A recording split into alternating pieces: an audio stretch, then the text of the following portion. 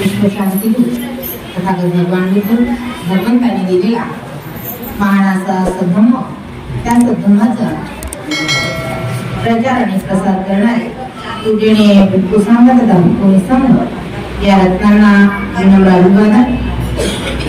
नुकतीच ज्यांची 133वी जयंती संपन्न झाली असे ते महामानव विश्वरत्न परमपूज्य पिता डॉक्टर बाबासाहेब आंबेडकर यांच्या धम्मक्रांतीमध्ये समर्पित राहण्याची प्रतिज्ञा व्यक्त करते. आज मोठ्या हर्षोल्लासामध्ये हिवळणी या नगरामध्ये रमाबाई कांबळे यांच्या गृहप्रवेशानिमित्त पंचशी पूजापाठ, त्याचबरोबर भिक्खुनी संघाला भिक्खुनीला भोजनदान अशा प्रकारे त्यांनी पुण्य अर्जित केलेलं आहे. तर निश्चितच आता गृहप्रवेश म्हणजे काय आणि बोलता बोलता बाबांनी बोललेलं होतं की वास्तुशांती. आता हा शब्द एक रूढीनुसार आमच्याकडे आलेला आहे, तो आमचा नाही आहे. पण वास्तुशांती म्हटल्यानंतर खरंच वास्तूची शांती होते का आणि वास्तूला शांती करण्याची गरज आहे का, हे दोन प्रश्न आपल्या समोर निश्चितच निर्माण झाले पाहिजेत. पण ते होत नाही. आपल्याकडे चिकित्सक बुद्धीही कमी असते, परंपरावाद जास्त चालतो. तर वास्तुशांती, वास्तू कशाला म्हणायचं? वास्तू म्हणजे जो काही निवारा आहे ती वास्तू. पण महाल असेल, सामान्य घर असेल, साधारण घर असेल, त्याला वास्तू म्हटल्या जाते. आता ही वास्तू तिला शांती करायची, तर हिंदू धर्मामध्ये तसं वास्तु शांती हा शब्द रूढ आहे आणि तिकडे चालता येईल. एका निर्जीव मूर्तीमध्ये सुद्धा प्राण प्रतिष्ठा केली जाते आणि तिथे प्राण निर्माणही होते त्यांच्या मतानुसार.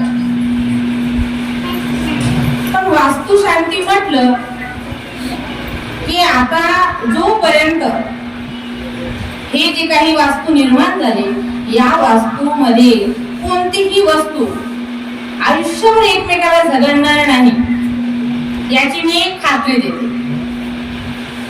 दरवाजा बाजूला होणार नाही. कोणी कदाचित मानवी स्वभावानुसार कुणाच्या मनामध्ये राग आला, राग हा क्लेश निर्माण झाला, तर मनुष्य आपल्या मतानुसार व्यवहार घडला नाही तर जाता येता दरवाजा धाडकन गाजवेल. ही बाबी पण आपोआप दरवाजा धाडकन गाजणार. खिडकी ही दरवाजाशी भांडणार नाही, फॅनही एखाद्या भिंतीशी भांडणार नाही, किंवा भिंतीचा कलर गेला तरी भिंतही काही दिसून बसणार. म्हणजे व्यवहारामध्ये जे आपण वास्तू निर्माण केलेली आहे हा निवारा आहे आपला. ही वास्तू कधीच शांत झालेली आहे, ही निर्जीव आहे, हिला शांतीची आवश्यकता नाही. पण निश्चितच विश्वामध्ये मनुष्याच्या मनाची शांती होणं गरजेचं आहे. जेव्हा मनाची शांती होईल तेव्हा छोटं घर असो, झोपडी असो अथवा महाल असो, ते शांत राहते. आणि हे शांत होण्यासाठी तथागतांनी 2500 वर्षापूर्वी आपल्याला जो सद्धम्म दिला, संपूर्ण जम्बूवासियांना जो सद्धम्म दिला, जे धम्म दिला, ते धम्मच आज आपण स्मरण करून जेव्हा आचरणात आणू तेव्हा निश्चितच आपल्या परिवाराची शांती होईल. परिवारामध्ये कलह असेल तर वास्तू निवांत नेहमी शांत आहे. परिवारामध्ये जर कलह असतील तर मग मात्र अशांती ही अशांती आहे, ती कुठेही जाणून करू. आणि ही अशांती दूर करण्यासाठी मनुष्य प्राण्याला काय करावं लागतं, तर मनुष्य प्राण्याला अगरबत्ती, मेणबत्ती, फुलं आणावे लागत नाही. मनाच्या शांतीसाठी नारळही पुडावं लागत नाही. कोणत्याही प्रकारचं कर्मकांड नावाची वस्तू मनुष्याला आपल्या स्वतःच्या शांतीसाठी करावं लागत नाही. कोणताही कर्मकांड म्हणत आहोत जे आज जरीही नव्याने काही बौद्ध अनुयायी झालेले असतील किंवा या अगोदर झालेले असतील, आजही मनाची शांती करण्याकरिता वेगवेगळ्या प्राण्याची ही आहुती देणं काही बंद करू लागलेली नाही. आणि अशी व्यक्ती निश्चितच त्यांच्या आयडेंटिटी प्रूफवर ते बौद्ध अनुयायी असले तरी आचरणिक बौद्ध अनुयायी असू शकत नाही. आणि आचरणिक बौद्ध अनुयायी असण्यासाठी तो व्यक्ती कोणत्याही जाती धर्माचा संप्रदायाचा असला, तो कर्मकांड करणारा नसेल, तो पंचशिलेचं पालन करणारा असेल, तर निश्चितच तो काया वाचा मनाने शुद्ध आचरण ठेवणारा असेल तर तो मनुष्य हा बौद्ध उपासक या पदवीला प्राप्त होतो. बौद्ध उपासक किंवा बौद्ध उपासिका आपल्याला जी काही बाह्य आवरण दिसतात, जसं की व्हाईट कपडे, पांढऱ्या बांगड्या, हे आपण बाह्य आपली प्रतीके आहेत आणि यावरून आपण बऱ्याच लोकांना ओळखतो की कपाळाला निळा टीका असेल, पांढऱ्या बांगड्या असतील, व्हाईट कपडे असतील, ध्वज असेल, चक्र असेल, तर मग आपण म्हणतो की बौद्ध परिवाराचं घर आहे. पण बौद्ध परिवाराचा निवास हे तेव्हाच होऊ शकते जेव्हा तो परिवार आचरणिक बौद्ध असेल.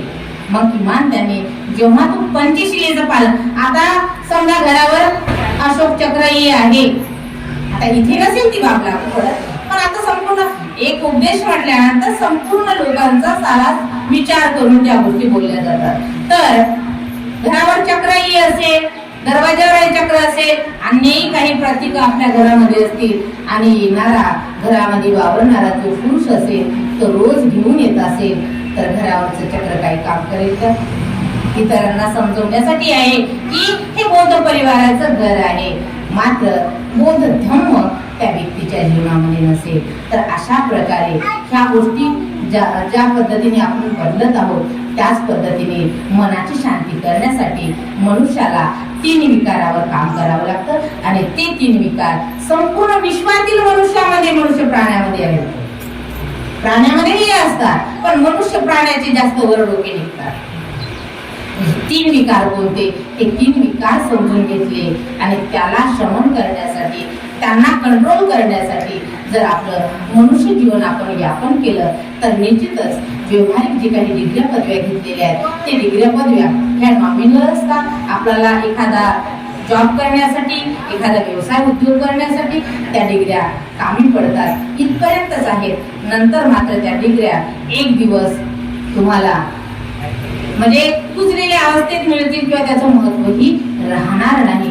पण जेव्हा बौद्ध अनुयायी हा श्रोतापर्ण, सकुंदागामी, अनागामी आणि अनंत या पदाच्या डिग्र्या घेतील तेव्हा निश्चितच तो अनुयायी आपल्या सुगतीकडे वाटचाल करेल, आपल्या मुक्तीकडे वाटचाल करेल. आणि मुक्तीकडे वाटचाल करणं हेच मनुष्याच्या जीवनाचं ध्येय आहे.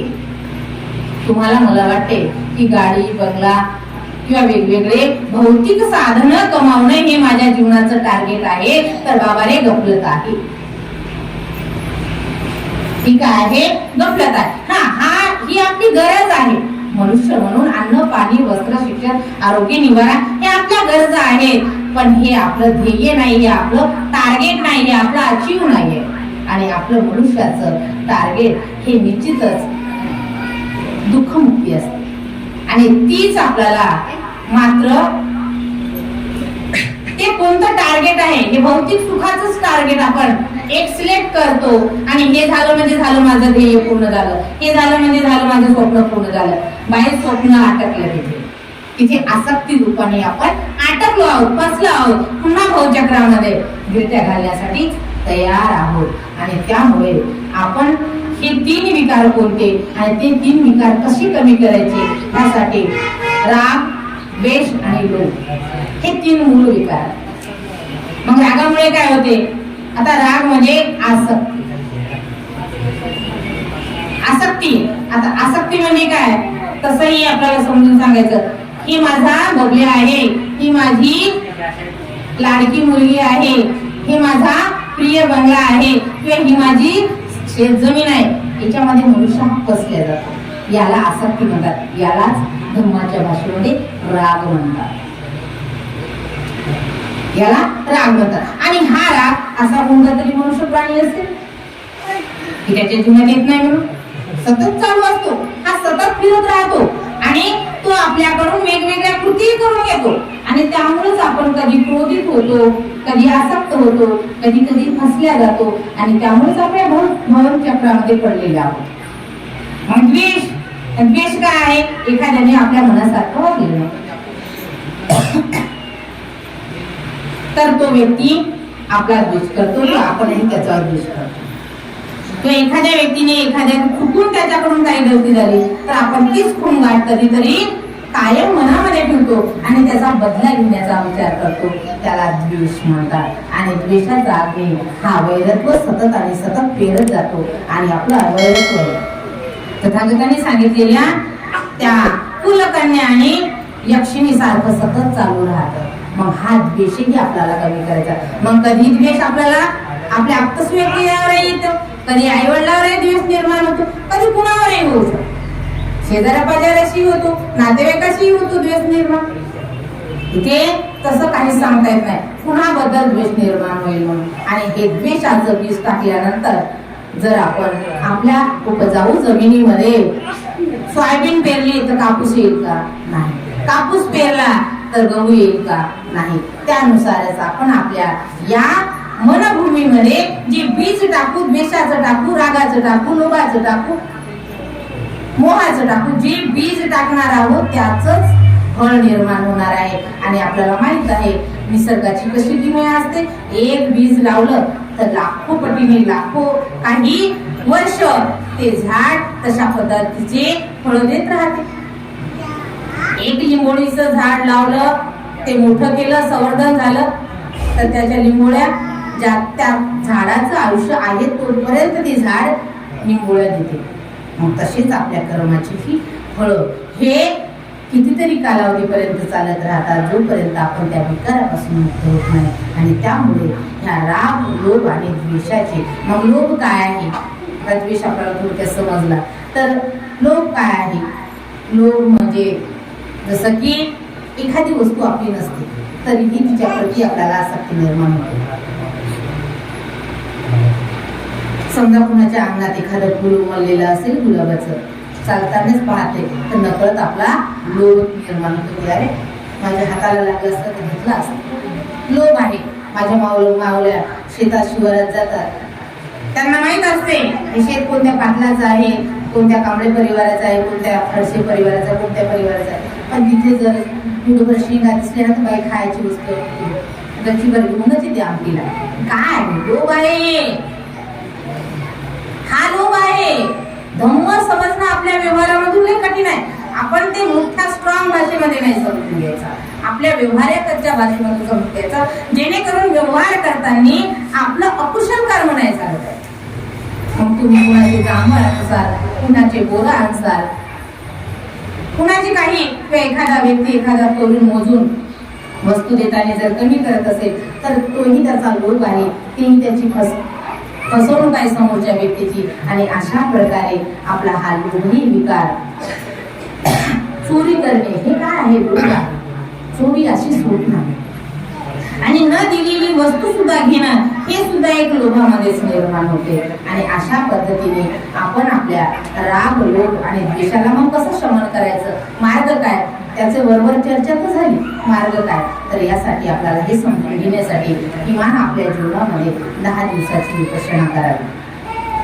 त्या वेगवेगळे सेंटर आहेत, त्या सेंटरवर आपण आपला घर परिवार त्यागून त्याच्यापासून अलग राहून आपल्या जिम्मेदाऱ्या इतरांवर, परिवाराच्या लोकांना सोपून 10 दिवसासाठी आपण विपश्यनेला जावं. आणि तिथे निवांत तथागतांनी सांगितलेली विपश्यना डिटेल जशी आहे तशी नाही मिळाली तरी जी आहे ती मिळाली तरी ठीक आहे. आणि त्या पद्धतीने जर आपण आपल्या जीवनामध्ये विपश्यना आणली, तिला समजून घेतलं तर निश्चितच आपण आपला जो काही राग, लोभ, द्वेष हा विकार समजू शकतो. कोणत्या प्रसंगी कोणता विकार माझ्या मनामध्ये निर्माण झाला आणि त्याला कसं कमी करायचं. एरवी मनुष्य प्राणी आपल्या चुका, इतरांच्या चुकाची लिस्ट करतो भाराभार, पण स्वतःची चूक हे कधी दाखवत नाही. मनुष्य खूप चाकता, स्वतःची चूक उजागर करत नाही. आणि हेच आपलं काय आहे, कमजोरी आहे. जेव्हा मात्र समजलं तेव्हा आपण आपली साधीही चूक इतरांसमोर मांडली आणि पुन्हा न करण्याचा संकल्प केला तर विपश्यनाचं असायचं. आणि कळत नकळत मनुष्य म्हटल्यानंतर चुका तर होतात आणि त्या चुका करण्याचा गोष्टीचा मार्ग आहे आणि तो आहे विपश्यना धम्म. आणि थेरीत कितीही वाचलं तरी प्रॅक्टिकल मात्र चुकते. प्रॅक्टिकल मात्र चुकते. या चुकण्याचं एकच छोटंसं उदाहरण देतो मी आणि थांबतो. तसं पाहिलं तर 2000च्या अगोदरपासूनच बुद्ध धम्म संघ वंदना, त्रिरत्न वंदना, रतनसूत बऱ्याच सूत्र पाठवते. आता तरी थोडं विस्मरण. पण धम्म म्हणजे आता लोक काय आहे, लोक माहीतच नव्हता. पुस्तकात वाचला होता पण लोक कसा निर्माण होतो आणि तो कसा कृती करतोय समजलं. एकदा व्यवहारामध्ये चालता चालता पाण्याला जाताना रस्त्याला 2चा कॉईन पडलेला दिसला. आता ही चक्षु इंद्रिय आहे म्हणजे डोळा आहे. डोळ्याला ज्ञान होते की हे रुपये आहे, कामाची वस्तू आहे, लाख मोलाची नाहीये, फक्त 2 रुपयाचा कॉईन उचलला. डोळ्याला वाटलं कामाची वस्तू आहे. पटकन लोभ निर्माण झाला. हाताला ऍक्शन दिली, हाताने मेंदूने ऍक्शन दिली, हाताने पटकन उचलला, व्यवस्थित ठेवला. काही घराची कामं करता करता आणखी 4-2 रुपये असेच सापडले.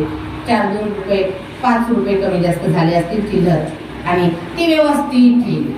ते 5ही रुपये कोणी दिलेले नव्हते, कुठून आणलेले नव्हते, मेहनतीचे नव्हते, फक्त पडलेली वस्तू घेणं एवढंही माणसाच्या जीवनामध्ये खूप कठीण होते. तर ते वस्तू त्या जे काही 4-5 रुपये नको त्या ठिकाणी नको त्या माणसासमोर जात्यावर पडण्याचा योग आहे. कुठं पडले? जात्यावर. जात काय करते? रुपया जर जात्यावर पडला तर काय होईल? 2-4 वेळेस झन झन झन झन त्याने मस्त उड्या मारल्या. आता तो प्रसंग झाला, जे झालं सगळं झालं, मस्त झालं. 2014 पर्यंत विपश्यना नावाची जे थेरी वाचणं होतं, ऐकणं होतं, पण विपश्यना आली नव्हती जीवनामध्ये. तोपर्यंत कधीतरी तो प्रसंग आठवला तर वाटायचं अरे ते रुपये आपण चोरीचे नव्हते, कुणाकडून घेतलेले नव्हते, आपण बरोबर आहोत, समोरचा रॉंग आहे, आपण बरोबर आहोत, समोरचा रॉंग आहे. आणि अशीच पद्धत व्यवहारामध्ये कितीतरी लोकांची होती. तोपर्यंत मी स्वतःच समर्थन करत होते की नाही मी बरोबर आहे, समोरचा रॉंग आहे. पण जेव्हा 10 दिवसाला मरकळला, पुण्यामध्ये बाजूला आळंदी नदीच्या बाजूला मरकळला, तिथे 10 दिवसासाठी विपश्यनेला गेलो. निवांत 10 दिवस विपश्यना झाली आणि तिथून आल्यानंतर समजलं, थोडंसं मनन आलं, पटकनच लोक शिकवला गेला, समजला गेला, पाहिलं, बसलं, अरे ते 2 रुपये घेणंही आपला लोभ होता. झाला प्रकार तो समोरच्या व्यक्तीचा दोष नव्हता, मूर्ख आपला लोभ होता आणि तेव्हा चूक मान्य केली. मग ही चूक मान्य करण्याची जी मनस्थिती आहे ती माणसाची जर बदलायची असेल तर माणसाला विपश्यनेला जावं लागेल. आणि अशा पद्धतीने आपण आपल्या जीवनामध्ये एक छोटी छोटी चूक जर दुरुस्त केली तर मनुष्य हा निश्चितच काया वाचा मनाने कुशल कर्म करून आपल्या सद्गतीकडे वाटचाल करू शकतो. म्हणून या शुभ प्रसंगी या परिवारामध्ये वास करणारे संपूर्ण बोधाने आपल्या जीवनामध्ये धम्म आचरणात आणण्याचा प्रयत्न करतील अशी सदिच्छा व्यक्त करतील. त्यांना आयुष्य, आरोग्य, बल, सुख आणि निर्वाणाचा साक्षात करो अशी अपेक्षा व्यक्त करते आणि माझी लावलेली धम्मदेशना इथेच थांबवते. सर्वांचं कल्याण.